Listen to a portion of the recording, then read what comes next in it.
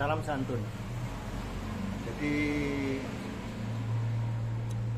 pertanyaan saya sebelum saya lanjutkan, perlukah kita takut dengan neraka?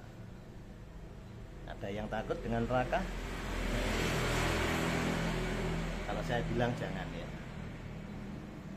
Kenapa kita nggak usah takut dengan neraka?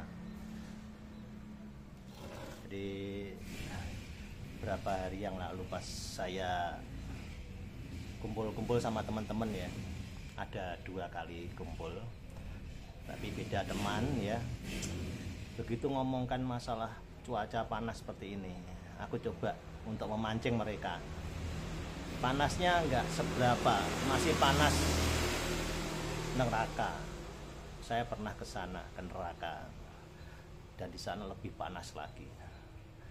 Ternyata mereka heran, dikiranya saya itu wah mempermain, nggak takut dengan neraka gitu, ya. Dan yang kedua lagi juga gitu, pas sama teman-teman yang lain juga gitu. Saya bilang di neraka itu lebih nyelekit panasnya, orang-orang ngawur. Nah itu, jadi seakan-akan mereka itu takut gitu ya. Nah ini pertanyaannya ini, sekarang kenapa kita takut gitu loh.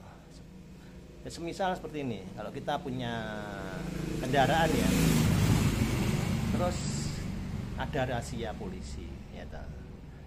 Nah kalau kita komplit lengkap dan mentaati peraturan rambu-rambu, apakah perlu takut? Begitu juga agama. Di awal sebuah ajaran agama ya, yang harusnya diajarkan kepada umat itu adalah 10 perintah Allah ya. Jadi sebelum memberikan ceramah yang bermacam-macam tentang seorang utusan, itu lebih bagusnya ditanamkan tentang apa? Perintah ya. Jadi ini hukum Allah, 10 perintah Allah.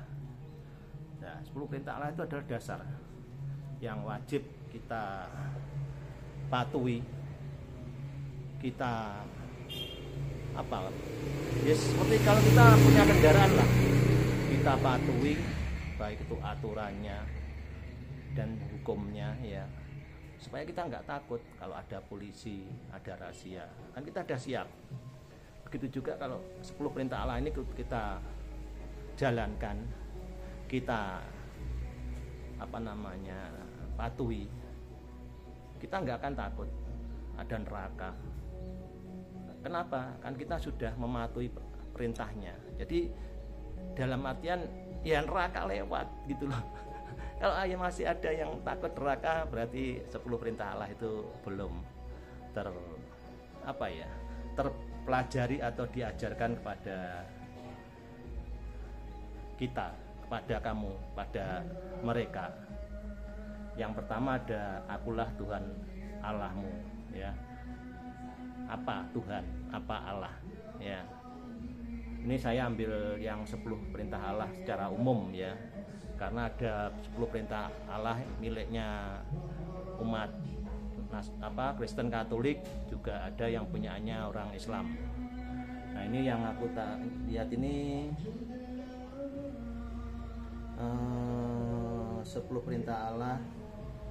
Oh yang ini yang dari Alkitab ya, dari kitab Keluaran ini. Jadi akulah Tuhan Allahmu. Nah ini kita lihat, kita telaah, kita jabarkan Tuhan dan Allah itu apa. Jangan ada Allah lain ya. Jangan ada Allah lain itu apa. Nah kita harus tahu. Nah sebagai seorang guru atau seorang penyebar agama ya, entah itu pastor, romo, pendeta atau ustadz atau kiai, harusnya mengajarkan ini dulu, 10 perintah Allah.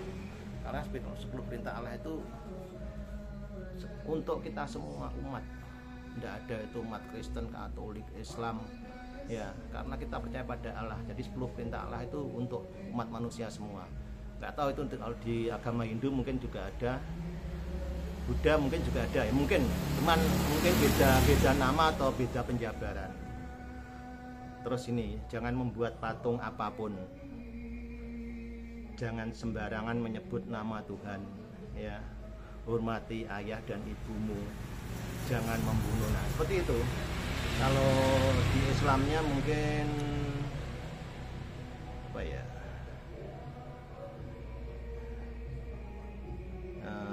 Islam.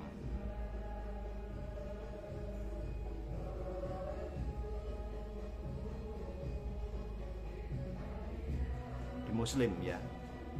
Nah, kalau di Muslimnya mungkin seperti ini.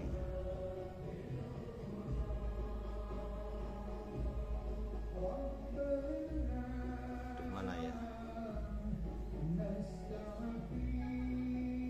Enggak ada ya. Bentar, belum menemukan saya. Bentar ya. Jadi harusnya seperti itu. Yang diajarkan tuh adalah perintah Allah dulu. Setelah perintah Allah diajarkan baru yang lain. Ya, dalam artian yang lain itu perilaku seorang utusan, seorang nabi atau seorang tokoh-tokoh agama yang terdahulu. Itu baru diajarkan. Di sini ada ini larangan menyembah selain Allah, ya. Tuh. Lalu menahan amarah, ya. Berperilaku lemah lembut dan melarang berkata kasar, ya, itu dan lain-lain ya. Jadi intinya Allah itu sudah memberikan pakem. Ini loh, kalau kamu pengen ke surga, lakukan ini semua. Ya. Nah, setelah itu baru nanti kita bahas lebih lanjut ke sebutan nama-nama Allah yang lain ya. Seperti Maha mengetahui itu bagaimana, apa ya, misalkan kita bekerja terus apa namanya, nyolet atau korupsi atau apa itulah ya, markup. Nah, itu Tuhan mengetahui ya. Jadi Maha mengetahui tingkah kita. Lalu misalkan sekarang lagi ramainya pemilu ya, pilkada juga pemilu kemarin.